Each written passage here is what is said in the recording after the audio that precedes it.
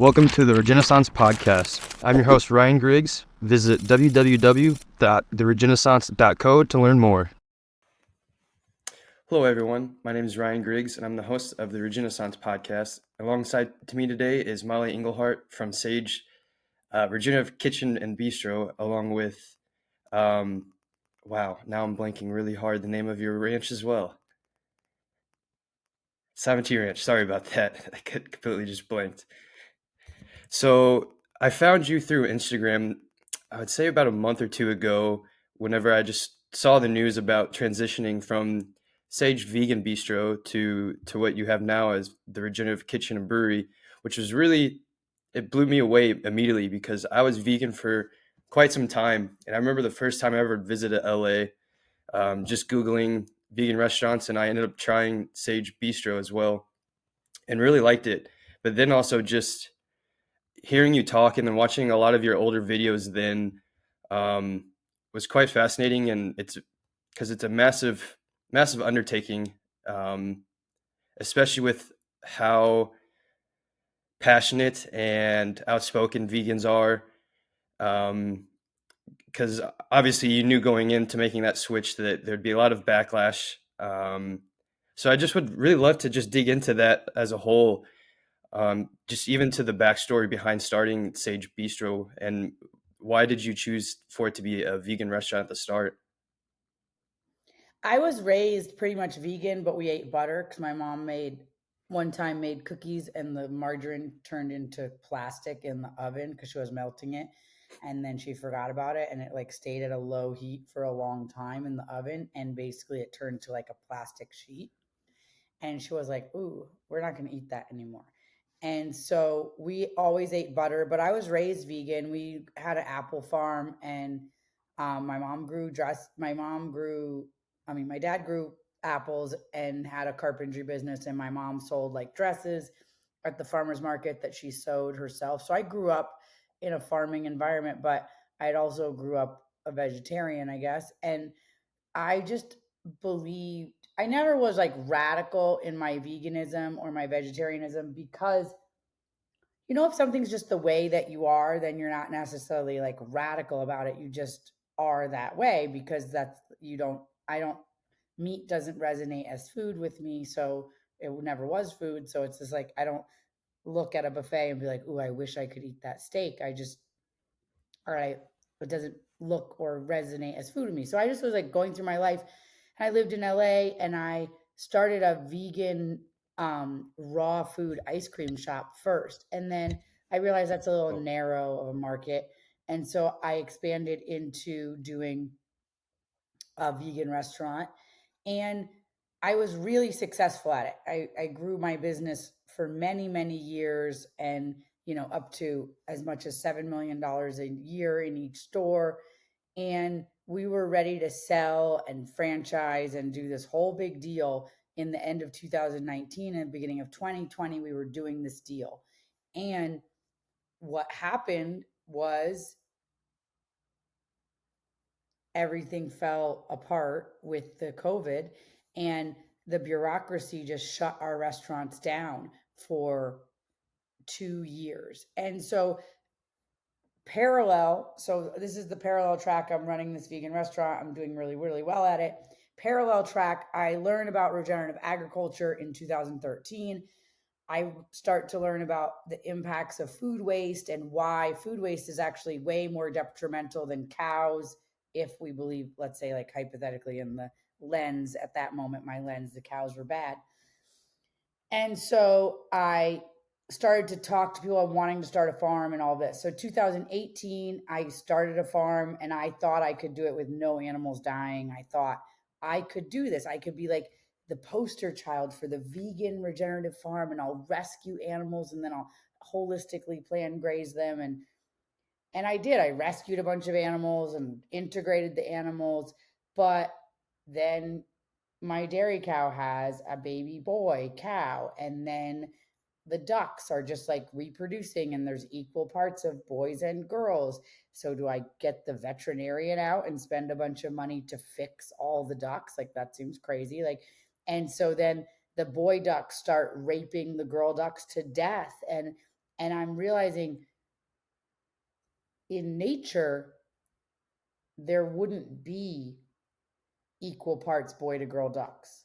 The other boy ducks would get chased out by the strongest duck, and then that duck would bred all the girls for that season in that area. Those other ducks would become coyote food or fly to another area with a weaker duck and take that duck out or whatever. But it wouldn't be just equal parts.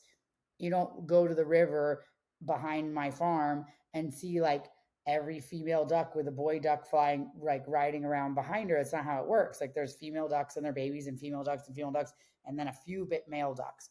So nature is far more brutal. And I realized, wow. But in this realization, and I realized like my cow had a baby and then she has too much milk. We're milking off the milk and I'm breastfeeding my baby. And I'm like, well, if my breast milk is the perfect food of the whole world, Una's breast milk is going to cause cancer. Like, just try to make that make sense. Like, so women should breastfeed. Your milk is gold. It's God. It's divine. It's everything that baby needs. But Una's milk is going to give everybody cancer and obesity. Like, how could that be true? Can't be true.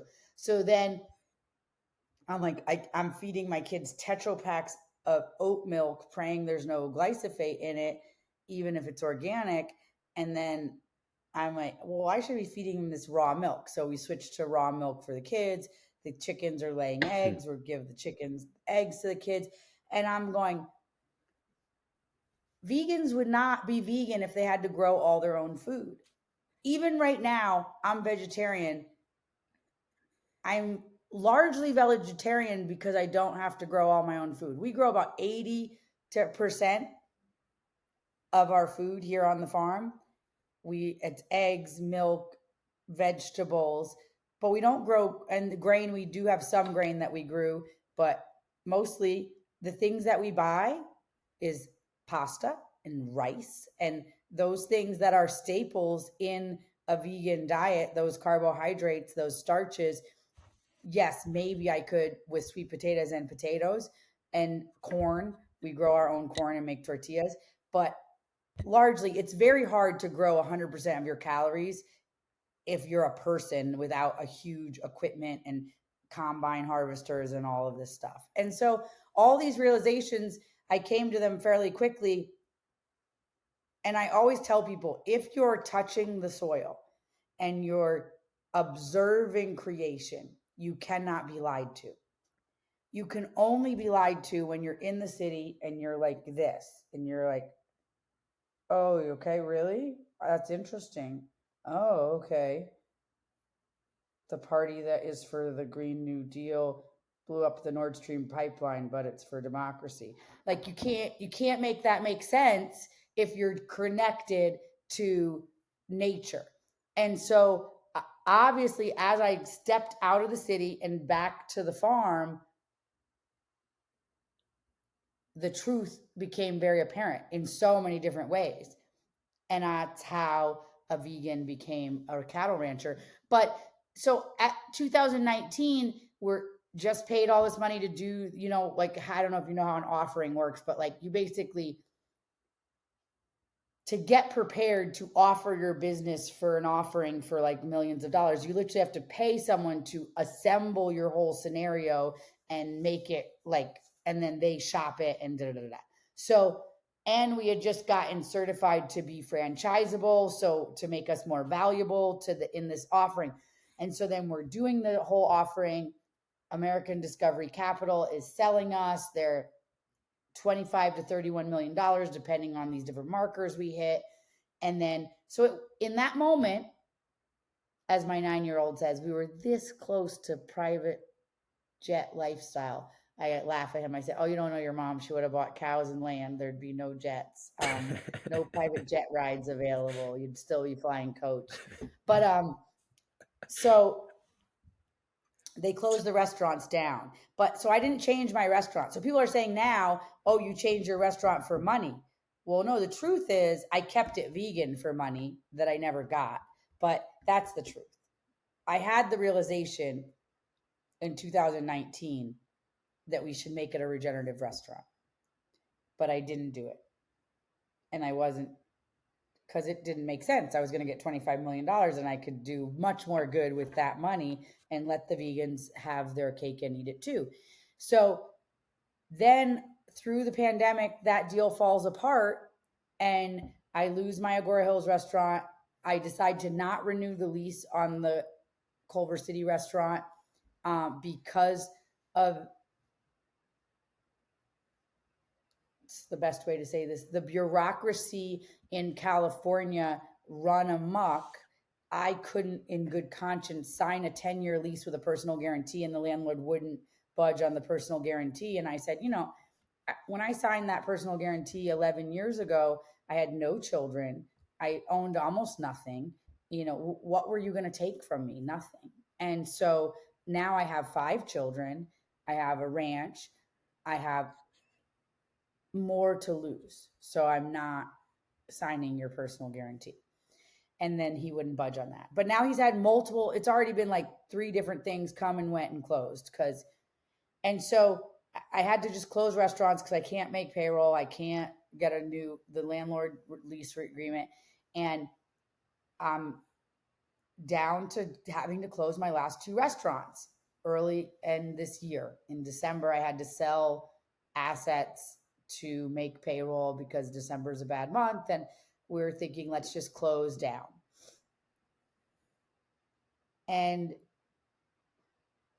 foolishly, I thought, well, it will be out of integrity to not come out and say what the truth is, to use my platform to tell the truth and try to make this change.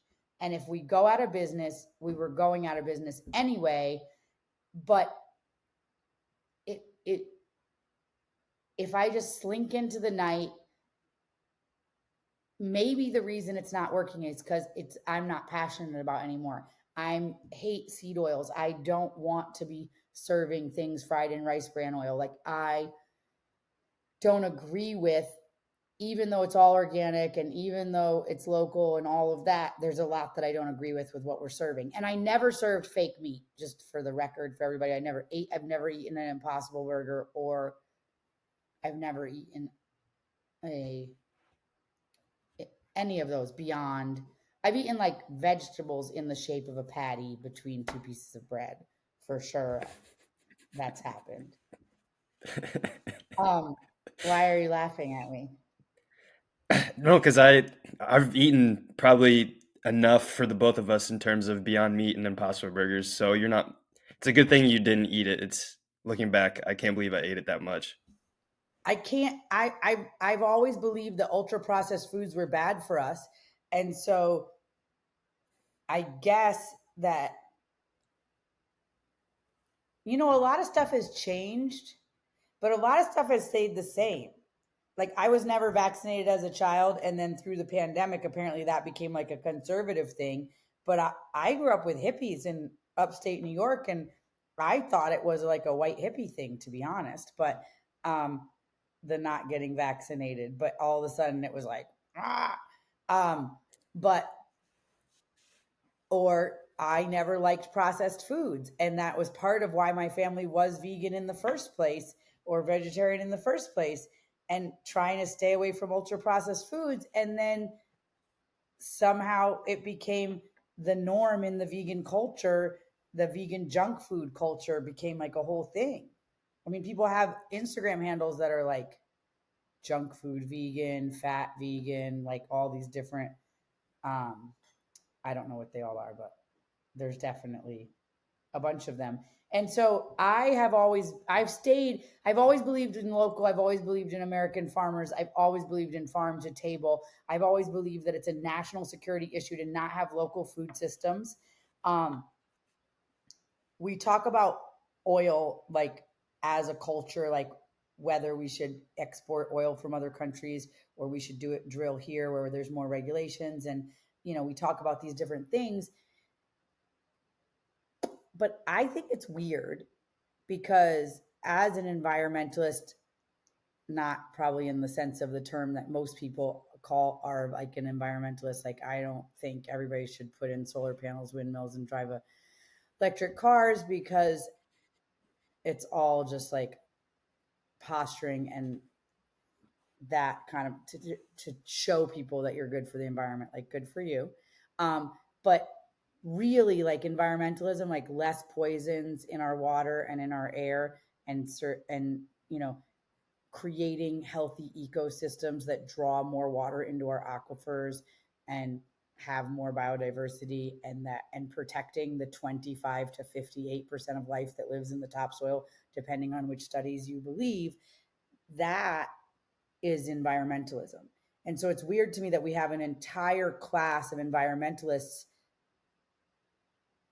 that worship Greta Thunberg and scream from the top of their lungs about carbon, and seem to not be bothered at all by the oligarchy being created by the green industry, and how there's an obvious attack on regenerative agriculture. And that is because, A, nobody's going to get rich off of regenerative agriculture. Like, newsflash, anybody's listening to this and it's like, I mean, maybe somebody will get rich off of it, but it's not like, you can't just like give somebody the contract to do all the solar panels, give somebody the contract for doing all the batteries. But at the bottom of the supply chain for regenerative agriculture is microbiology that is serving all of us, all of life on the planet. At the bottom of the supply chain from most green policies is child abusive labor at best and child slavery at worst, or slave labor, adult slave labor, or the worst, at best, the worst working conditions ever known to man, and at worst, slavery. So that's at the bottom of the supply chain of like the Green New Deal or whatever. So I said, we just got to do this. So I come out and I tell everybody, we're going to do this. And my expectation is I will get completely eviscerated by the mob. And I do get completely eviscerated by the mob. So that expectation was completely fulfilled. The expectation that I did have as well is that the people that are into regenerative agriculture, the people that are into no seed oils, the people that mothers that don't want to poison their children, I don't know, parents that want their kids to be able to procreate, those people were going to come out of the woodwork and support what I was doing. And that's what has not happened. And so now we are running out of runway and may actually go out of business because the consumer doesn't appreciate what I'm doing. And I'm a capitalist at heart. Like, so what I'm providing apparently is not of value to the community of Los Angeles. And I have to just take that and understand that and try something else.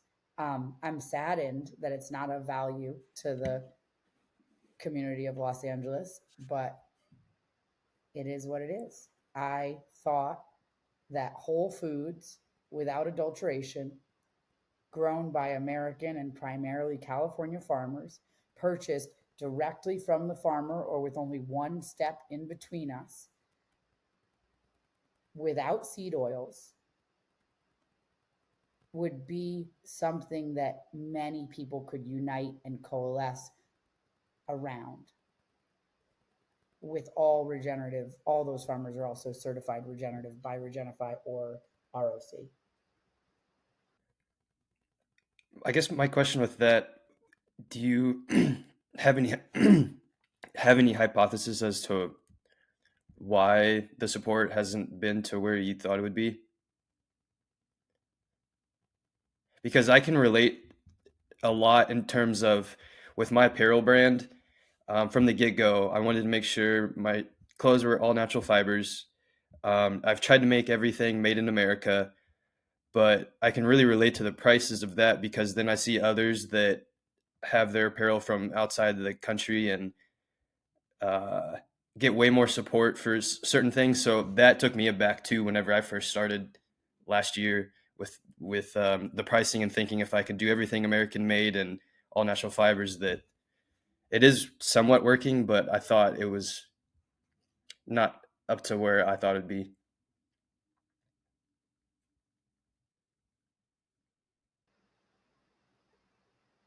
people don't realize that they make a difference,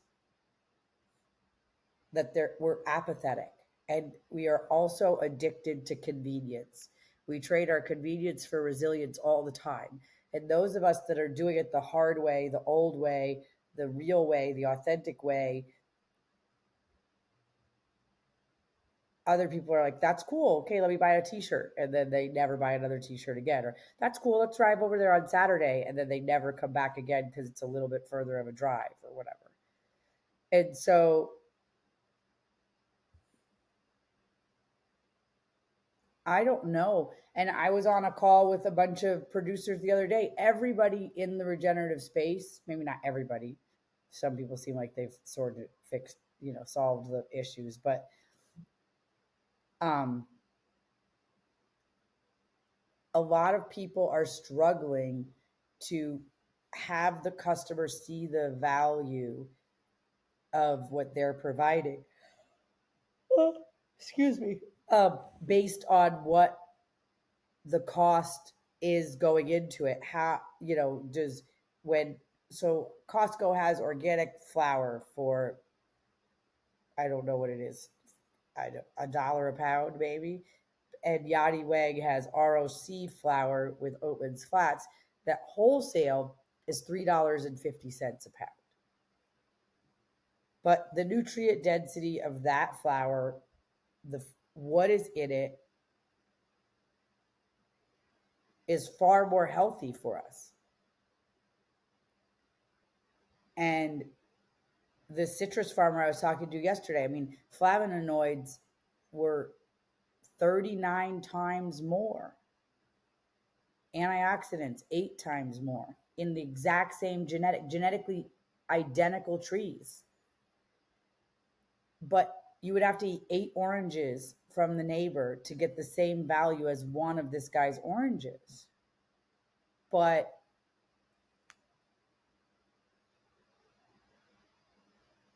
honestly, I think we're all pretty selfish. And we say that's why it's easy to buy. Okay, you buy a Tesla, you pay your car payment, maybe it's an extra little bit a month or whatever. But like, you've now like identified yourself as someone who cares about the environment, and then like, everything else, like, I'm doing my part. I'm driving a hybrid, I'm driving an electric car, I'm doing my thing, like, here. um to have consistent behavioral change for your moral ideals is hard. And I'm slightly disappointed with humanity right now because we're all willing to like rage against the machine, on the internet, on while you're laying in bed, in and I mean, there's people that are still attacking me every day. They got my restaurant to say permanently closed on Google, on Yelp, on all of these things. Like, they, so the people that are angry at me are far more motivated than the people that are inspired by what I'm doing. You've brought And up I so many good wish points, and going back, oh, that, go ahead. I'll let you oh, go ahead. finish. Sorry. No, I wish the Well, people that this were was going to be, inspired by me were as motivated as the people that are angry at me. I agree. And going back to your point about whenever you were working on the farm to find the truth, that could not be more true. Speaking from experience, I had not visited a farm or ranch, talked to a farmer or rancher until I was 27 or 28. I'm 30 now. And that answered so many questions to me. And then I worked on a farm in the fall of 2022. And that's why with this brand, I'm trying to educate as much as possible because the food system will never change if we don't change how we use our dollars for food and dairy and such. But it's just the fact that we have this massive disconnect from our land and our food. I posted a video a couple of days ago of a vegan activist clapping back at a farmer on 3 things, saying how he rapes his animals with artificial insemination, which some farms do, a lot don't. A second thing she was saying is she's that he's in it just for the money, and the third thing is that with the cows, it's bad for the environment. And there's just so much massive disconnect because I could tell right away that she's never visited a farm or worked on one if she's just making these claims. And so that's why I'm trying to make it as frictionless as possible, and also raise awareness to where it it wakes people up, because once folks visit a farm and see the work at play, God's work at play, it can really shift your mentality in a lot of ways. Well, that's what But we're that's trying to just the do with. unfortunate reality. Go ahead. Sorry. No, I'll let you go. I don't have anything else. Oh, I was just saying that's why we're doing this place. And we have 40 beds here on the ranch at Sovereignty Ranch. And what I want is we have this tour vehicle, like a safari vehicle that I built. And I want to take people around the farm. And I want to say, like, those are my cows. This is where they ate yesterday. This is where they're eating today. That's where they're going to go eat tomorrow. Can you see what's happening? And then drive around and say, this is where they were 30 days ago. It's all grown back. Like there's no, it's grown back thicker and stronger and better. And and then say, okay, let's come at 7 in the morning while we milk the cow. Now taste what that tastes like. Now I want you to go out into the world and say, we need more of that. And then, but then it's the thing is that people want to compare all of these things, and things, everything is not the same. So if you're comparing a gallon of milk from my cows, for example, and we're not selling milk here yet because we are waiting for our permits, but we will be probably by the end of the year. But if you were to buy a gallon of my milk, we sell our milk, we think we're going to sell our milk here in Texas for $9 a half gallon in the glass. In California, we sold it for 12 plus the deposit, so $14 or 12 if they returned a bottle.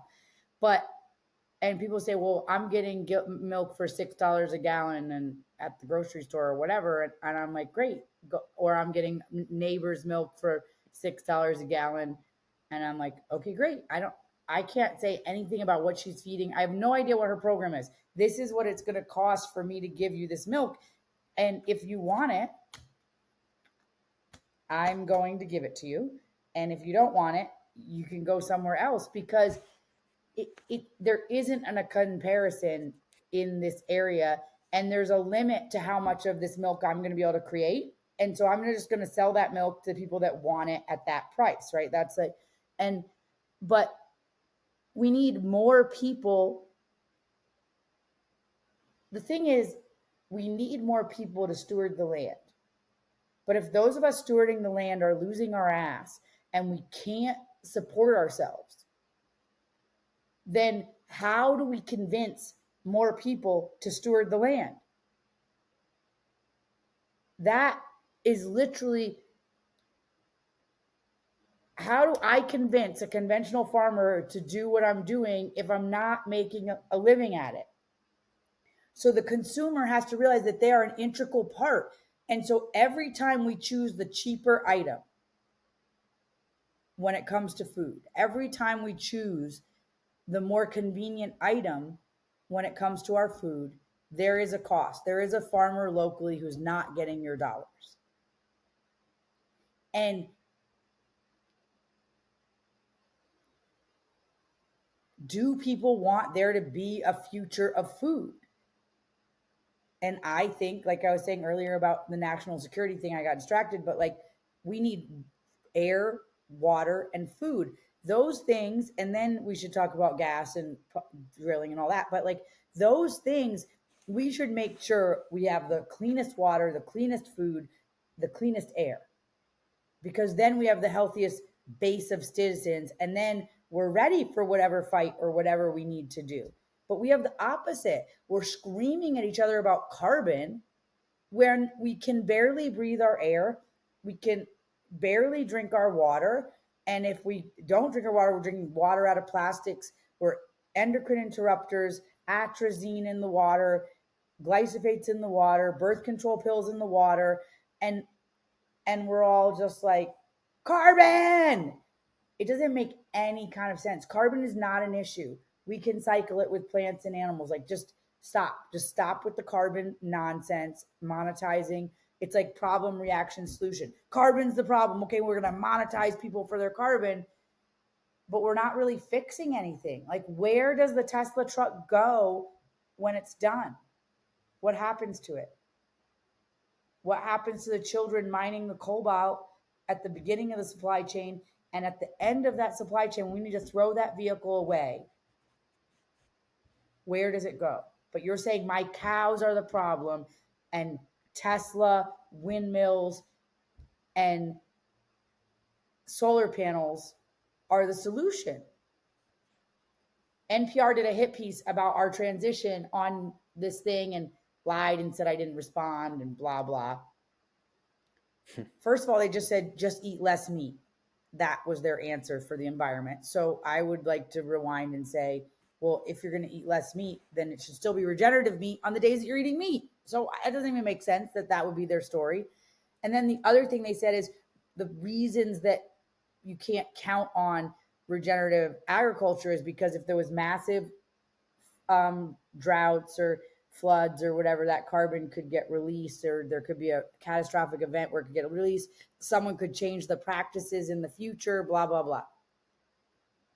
Do people think that these thousands of acres of solar panels are not going to at some point stop making power? Like a hailstorm puts those out of business.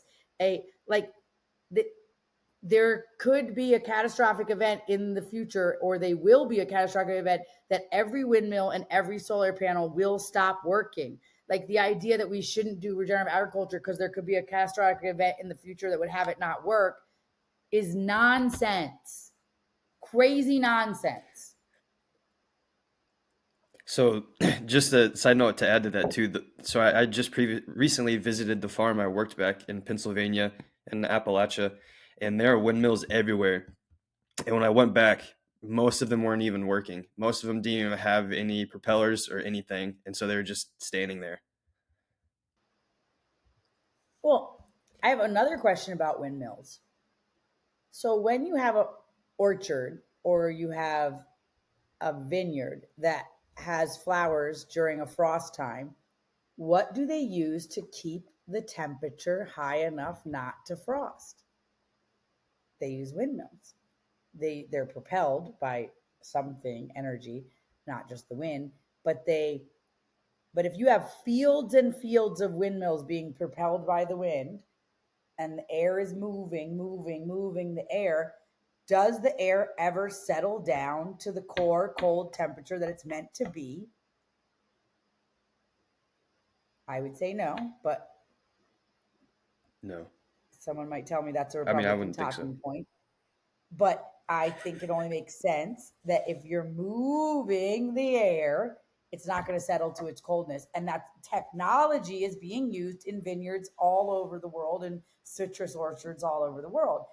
So the question needs to be, we're also like killing whales with our windmills. It's just crazy.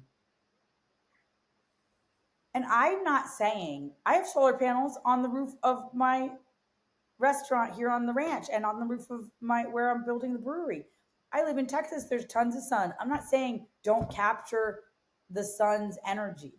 I'm saying I don't think I'm going to be able to get rid of my diesel tractor because I have solar panels. Like everything, sir. I think that if there's a catastrophic event and there's no power, I will have power here on the ranch. That's what I think. I don't think that somehow I can do a magic trick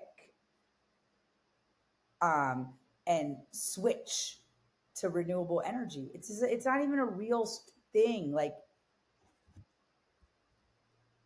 and it's all about control. The greatest psyop that was ever perpetrated upon humanity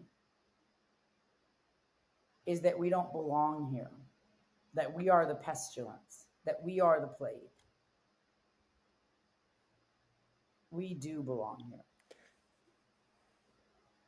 I think We that's have just another fallen good asleep. reason to. I was just gonna say that's just to me another good reason to visit a farm or ranch because you're just seeing the whole cycle at play, and I don't know. To me, it answered so many questions about life and just seeing from the cycle from below the ground to literally the grass to the animals to the surrounding nature and then to you. I mean, the first time I visited a ranch and then processed chickens and saw the respect they gave to the animals at the last day of their life, and then had that fresh chicken with friends that night for dinner. I mean, that was just something I'd never experienced ever going to a grocery store. You don't think about those things at all. You just think you go in a grocery store, expect to have everything stocked year round. It doesn't matter the food, and put on top of just all social media, it's just a huge unlearning, but also learning for your food, which is so vital. And again, that's why I have this brand to educate.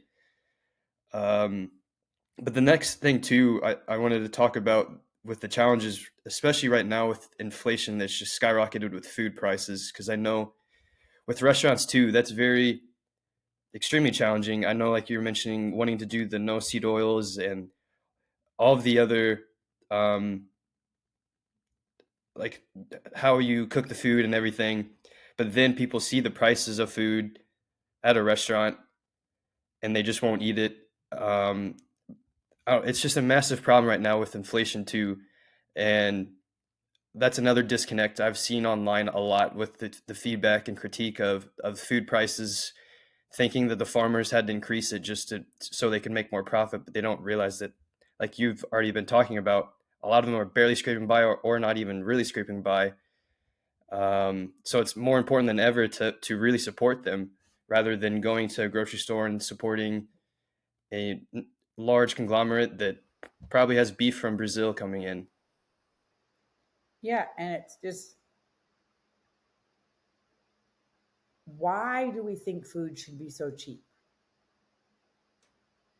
Most places around the world spend 30% of their income on food. Why do we think 10% is adequate? What is the cost of It, cheap food?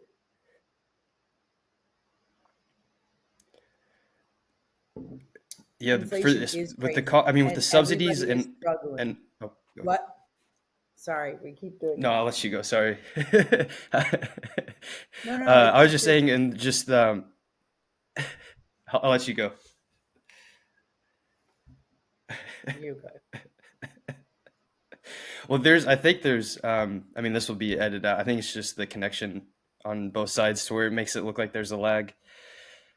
Um, I lost my train of thought, so I'll let you go. What I'm saying is that we don't prioritize food. We spend money on a lot of other stuff, and we don't prioritize food. I'm the extreme other opposite direction. Like our biggest priority is food, and I spend everything on food. But I don't know. I think that we have to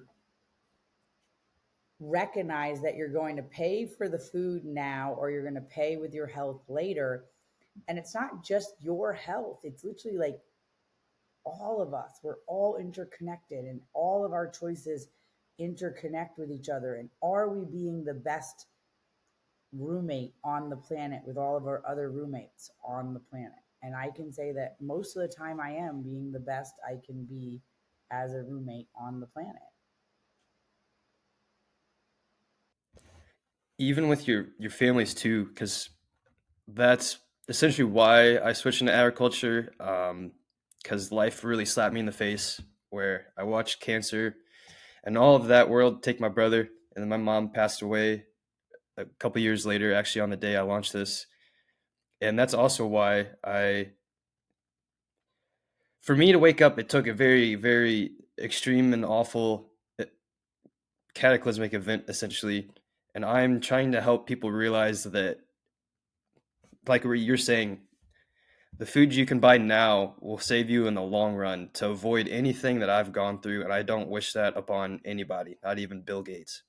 Um, and so people just have to realize that the decisions you make now can stockpile, and you might be feeling okay now, and the pills and everything that the doctor's prescribing you might have a band-aid now, but one day it could just change drastically. And that's what happened to my mom. She had been unhealthy my whole life. She was forced to retire from her teaching in 2019 because of her health. And then she, I would say, existed for her last 3 years. She was not living at all. And I think about that a lot, especially with, I mean, this is why I don't like really talking politics a lot, but this is why RFK's speech just blew me away, because I've not seen a politician talk about the American health crisis, because it's such a serious issue where literally 75% of our nation is extremely unhealthy. I made a post yesterday about these famous YouTubers, Logan Paul, KSI, and then Mr. Beast, the largest YouTuber in the planet. They're creating a product called Lunchly that's a competitor to Lunchables. The just Well, they just came out yesterday. This happened yesterday to where they released their own product called Lunchly, which is essentially another Lunchables, and they're claiming that it's healthier. But if you look at the ingredients, sure, it's technically healthier than Lunchables, but that's like saying I got a 30% on a paper, and then the next paper I got a 45. Technically, that's better. It's still failing miserably. I mean, there's soybean oil, there's all kinds of gums and emulsifiers, and then they're using all of this catchy colors for to market towards children. And just a lot of these things are so infuriating because they have all the money they could use for the rest of their lives, and they have the opportunity to really help educate, and instead they further purport these awful products, and then they continue to double down in their videos too, which makes it even more disgusting. And so again, this is why I try to talk this podcast to farmers and ranchers, but then also just online to families, that if you could just take your family out or just take yourself out to a farm or ranch that is willing to have people over, they are some of the best people I've ever met in my life. Salt of the earth that love to talk about what they're doing and help educate. So I'm just going to end my long rant with that. But that's, again, why I say shake your rancher's hand, because you learn so much about yourself, about this world, about health, and it could really help change the trajectory of the life of your family from a health standpoint.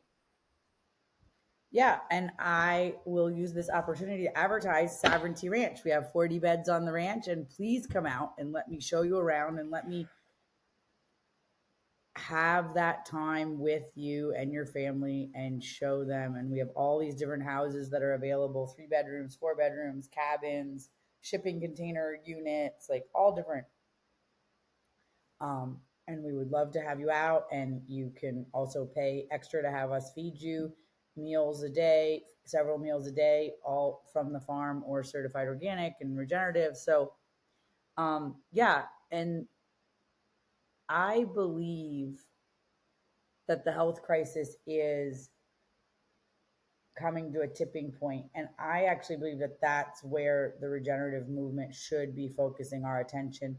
This carbon colossal conversation is just, we need to shift away, because people are innately selfish. And so they will be willing to make the changes a little bit more for themselves, maybe, but not, maybe not, you know what I mean? But more likely to do it for themselves than they would for the future, for the soil, for the microbes, for the, like, okay, your own health.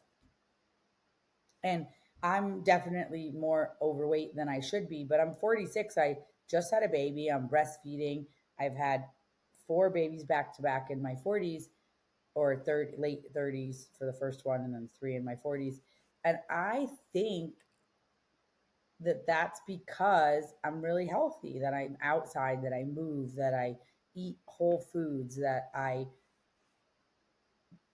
am eating the highest quality food, and I was never vaccinated for anything ever. But I know so many women like 26 can't get pregnant, and I'm 46, and I bet I could probably still get pregnant. I'm still breastfeeding right now, so I don't know, but I don't think my fertility disappeared in the last several months. You know what I mean? So I think that it does matter what we put in our mouths, and it does, and of course all these other things matter, like hormonal. The two major problems is the quality of the food, chemicals in our food, and then all these things that are acting like hormones in our environment. That, and I think that's part of what is hard for me to lose the baby weight, is because I am 46 and there's all these things that act as estrogen in our environment, and then you have an estrogen dominant situation and you can't lose your belly fat. And so I think that that is like an epidemic, that we just have plastic in everything, and every food product is wrapped in plastic, and it's all operating in our bodies like estrogen. My best friend died of cancer, as well, in 2018, of breast cancer. And she wished on her dying deathbed that she had not done the treatments and that she had just gone on a radical dietary shift, no sugar. She wanted to just do meat, bone broth, and greens and water, and that was it. And just like go on a rat and do a water fast once a year. Because when they found the cancer, it was the size of a date in her one boob, and she was jogging 5 miles a day. She was healthy. Her daughter was 5 years old, and they told her like, oh, it's 95% effective recovery with the do the bilateral double cystectomy, blah blah blah blah blah blah blah. So she does the whole thing, and she was essentially just sick for 3 years, and then she died. And when she was dying, she said, I wished I had never done every biopsy, spread it around every time, every I wish that when they found the lump, I had said, okay, great. I know that that's there, and I'm going to do everything in my body to like keep my body alkaline. And she's like, did it really even matter whether it was cancer or not? Like, literally, even that first biopsy is not, was not necessary.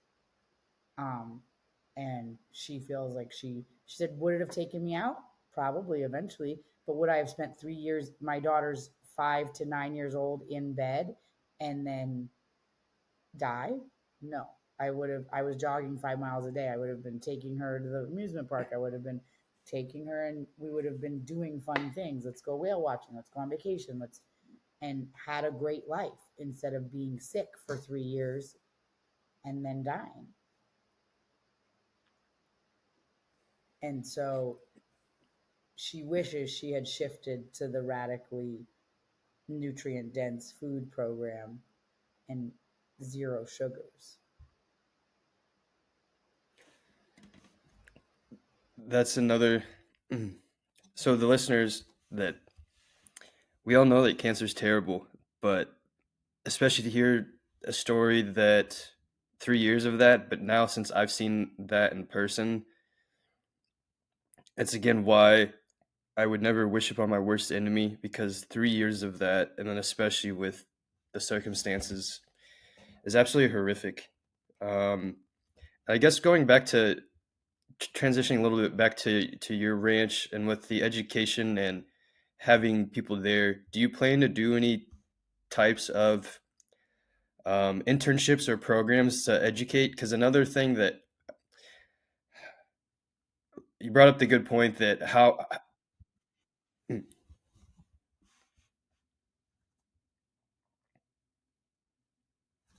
I was just saying that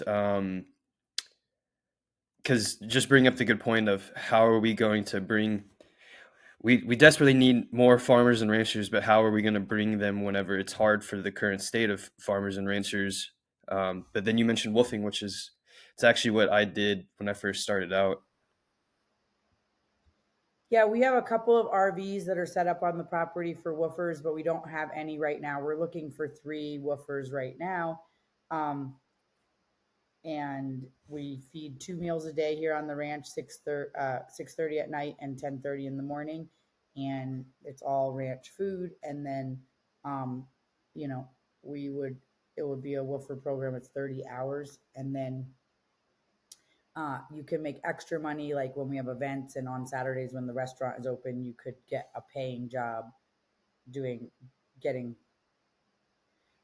So you could have spending cash or whatever is, I guess, what I'm trying to say. When there's events or when there's on Saturdays, we do the restaurant is open, but we're looking for getting some interns to come in and do a live work trade woofer type of situation, but then they could have a part-time job with the restaurant here as well and really get into the education of the moving the animals every day. We move goats, sheep, and cows every day, and get into what it is to live in community. There's like 22 of us here on the farm, and it's important work that we're doing.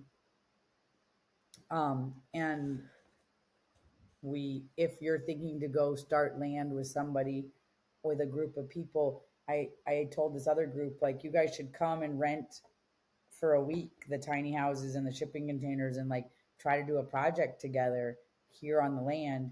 It will be worth the investment to really see if you want all these people, if you want to live on land, like before you guys all sign on to a deed of a piece of property. So they're going to come out, and a group of them, and they're renting a few shipping containers, a few tiny houses, and they want to do some like help project on the farm. And we gave them a discount, and they're going to do a helping project, but they want to kind of like, how do we all work together? How do we all pick up the slack? How do the wives get along and helping with the kids? How are people's parenting styles? And so they're going to stay for like 4 days. And I think that's a great idea. And there's a lot of people looking to buy land with other people. So we're available for testing that out since we have all these different housing. The other thing, that if you're thinking to buy land and you're interested in doing something, we have we have shipping container houses, we have tiny houses on wheels, we have tiny houses that are on piers, not on wheels. We have a converted shed. Um, Two converted sheds like that you buy like from Shed World, or what, Tough Sheds or something like that. So we do have a lot of options of like what are, and then we have three. This is a manufactured home that you can rent out, like like a more fancier double wide, I guess you would say. Like it's like a, like it's a nice one, but you can rent these out. Hmm. These are all options of like, okay, if I'm buying raw land, these are the different kinds of options. So, and then we have our homesteading course. I don't know when this is coming out, but October 4th is the homesteading course, um, to the 10th. And so if anybody wants to come, if you're interested about this, come. And right now we're having a BOGO on the homesteading course. So if you buy a ticket with housing, you can bring a friend for free if they stay in the same housing as you, and they'll get the meals and all the classes and everything. And then this is we're at in Texas, We're in Central Texas. You would fly into Central San Texas. Antonio, Cool. and S- we're also selling tickets right now for Regen World, which is a regenerative conference with a bunch of different think tanks and master classes with a bunch of different people in the regenerative space. You should maybe come out as a vendor. Yeah, I would absolutely. When is that? November 14th to the, I don't know, whatever that is, 4 days, like a Thursday, Friday, Saturday, Sunday. Yeah, no, I would I think love to it's be there. 14 to the 19. With Yeah, so we I'm should curious talk about too. that. Okay, with the education too. Um, I guess my next question with that would be for folks that might just be interested in experiencing volunteering at a ranch or farm for say like a weekend. What are I don't know if this is the best question, but what are just some qualities or characteristics you think that they could really get out of that type of experience? I mean, I guess it depends on what kind of farm it is. So, they'd have to check out what kind of farm it is. But whenever you're in the connectedness of food and nature and our food system, there's so much transformation happening. During COVID, I had a whole group that came out every Sunday to basically escape the masked masses. And we just lived life normal. We ate a big meal together and we volunteered on the farm. And it was people's church. It was, people were so moved, and beautiful friendships have been created out of that group. And I mean, one of those people in that group even invested in this, the hospitality, and we're doing a brewery. We're still raising the money for that, but they invested, and like all these connections came out of that whole thing. That's awesome. Um, I guess my last question then, with all of that, through just the whole experience, I'm trying to even how I can even best phrase this question.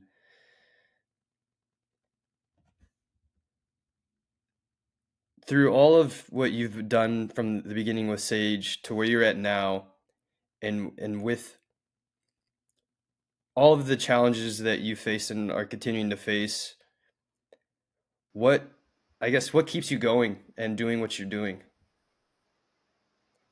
It's a calling. I believe it's what God is asking us to do. And if I looked at it through the lens of, is there an easier way to make money, or all of these kind of other conversations, of course I could come up with that um, view and be upset. And I'm trying to have the view is that, like, this is my calling. I'm called to move animals on grass every day. I am called to feed people nutrient dense food, and I'm called to have this education. And so this is what I'm meant to be doing. And right now it's hard. Right now is like, I like cried multiple times yesterday. Like, yes, it's hard right now. And this is what I believe I'm being called to do. And I got to keep trusting that there's some breakthrough, some thing on the other side of this hard time. And there always has been. And the ripple effect of me in the world is, I'm sure, not something that I will totally understand. But my cousin died last couple years ago, during the pandemic, not from COVID, but he had a bad accident and he died. And he's a farmer in California. And now, I mean, California, in Hawaii. And now I meet people all the time that are like, oh, I'm a permaculturist because of Josh. Oh, I have a farm. I'm doing a dairy, organic, raw dairy program because I interned for Josh. I did Josh's, Josh made me not be a vegan anymore because we ate a wild boar that we harvested together. And now I'm a hunting guide. Like, I can see that Josh having this regenerative farm, La Lima, in Hawaii, so many people are the ripple effect of that choice. And he was 19 and he went and did this farm with my dad in Hawaii. And he was an epic farmer and an epic functional artist. Like, he made these most beautiful things that were, a bathroom that looked like a mushroom, and like, functional art. Always was awesome at that. And he trained so many people in the world. And now he's dead, but you can see, like, oh, I can look at this guy Jake's farm and know that that is Josh's dream living on in Colorado, or look at this other guy's farm in New York, and this other, and everywhere I go to anything where there's a lot of permies, somebody was a Josh intern. And they had 8 to 10 people cycled they because it was a year commitment in Hawaii. And but everywhere I go, I meet people that were his interns, and they have taken that message forth into the world. Um, and so I just think that that is what I'm meant to be doing. And I can't see my effect right now, but I know that I will be also creating that ripple effect of more of this old style of going back to farming in this way. It will be coming out of the ripple effect of me in the world.